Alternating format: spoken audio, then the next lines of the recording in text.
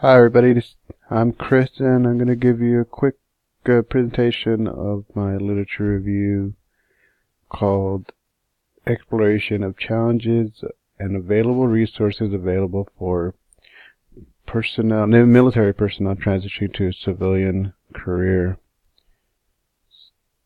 So moving on. Introduction. So the research purpose was to review what thousands of people face every year upon completion of military service and the transition to the civilian sector. This is something that's near and dear to my heart because here in a couple of years I'll be starting to make that decision on whether to continue military service after 20 years or to retire and move on to the civilian sector. The goal of the paper was to give a comprehensive identification of some of the challenges that military members face when they transition, and to identify some of the resources available to military members transitioning to the civilian market. Culturally, the shift from the military to the civilian sector is a dynamic one, especially for some military members who most of their adult life or all of it, like in my case, have been working in the military. The change can be one that's very trepidate. There's a lot of interpretation going into it. So in order to narrow down the scope on this literature review, I broke it down into 4 basic questions, starting with the first one that you see here. What are some of the obstacles that transitioning service members face when searching for civilian career? It's an unfortunate fact that many civilian hiring managers, through no fault of their own, don't have very vast knowledge of the roles that the military member fulfills while during their service, and that's due to many different factors, like jargon or military jargon with describing the role, or just finding a way to equate the military role into something that could use in the civilian sector. Statistics show that the unemployment levels for 18 to 25-year-old veterans is below their civilian equivalents, and that's an unfortunate aspect. However, some of the things that play into that statistic as well is the amount of veterans that once they leave service go right into full-time students. And like I alluded to earlier, the ability to speak the same language as military personnel now, that there's a difference. There's like learning a different language with understanding the jargon and specifically the military lingo. The next research question that I looked into during the review was, what are some factors that civilian hiring managers will evaluate when screening job applicants? The culture of leadership in the military is something that's truly sought after by many civilian hiring managers. The ability to be goal-oriented, task-oriented, being able to look outside the box and understand that is important. It's an important trait that the civilian sectors find or are sought after. The organizations that hire military officers officers is a generalized term for this quote. However, I think it can be something that could be felt by or explained for the enlisted ranks as well, that may benefit from the highly skilled people, typically characterized by a strong personal integrity.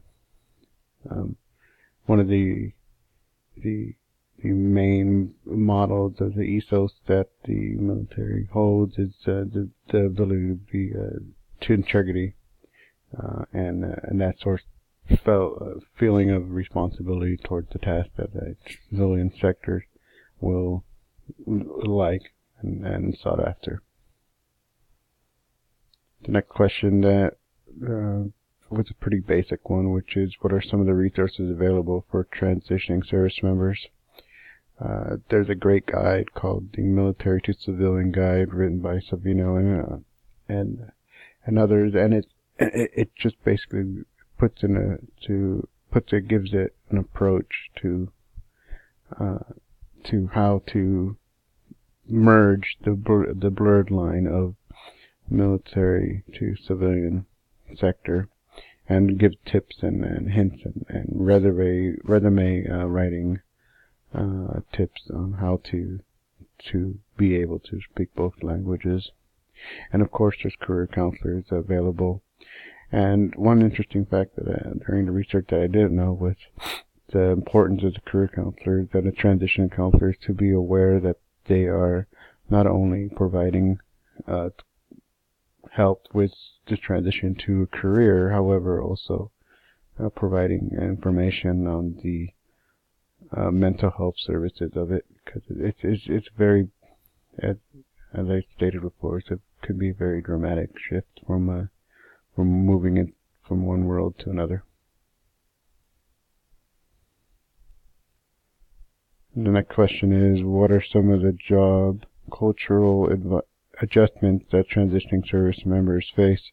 This is something that really kind of, during the research or the preparation for this and the writing of this literature review, really got my attention, so I focused a lot of the attention of my review on this question, because it just grabbed it just had a lot of interesting facts that I don't think is very widely known. First of all, it's gathering information from those who have already gone through the process of transitioning, and having the research available to them, and providing the key insight to bridging the gap. And also, most of the time, most people identify closely with their work. When you introduce yourself in the military, like myself, I always tend to, when I'm introducing myself to somebody else, lead with my name and then follow along with my rank or my job title. That's something that's culturally identified by me, that I identify myself with, and removing that identification is a big, it's something that could be, important. It's something that can be it's something that can be hard to be overcome.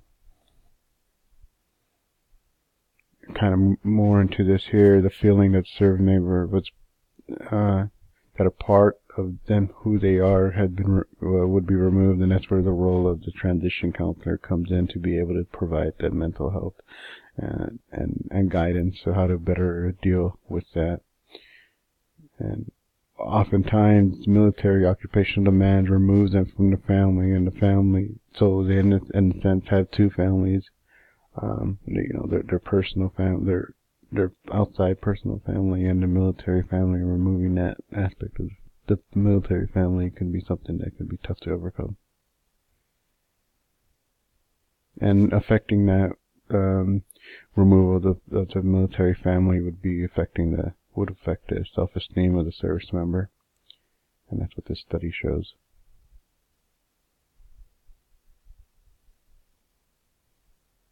And finally, my conclusion. So, several things have was pronounced in through all the research, with the fact of the more prepared a military member, the easier this transition. The removal of the occupation is something that could be mentally very difficult for the military member, and that the civilian sector is often sought out. The behavior of the leaders that military leaders bring when transitioning into civilian sector. So overall, this was a very enlightening literature review, and kind of put me a little bit at ease during knowing that the transition is coming. And here are my reference. So thanks very much for listening. Have a good night.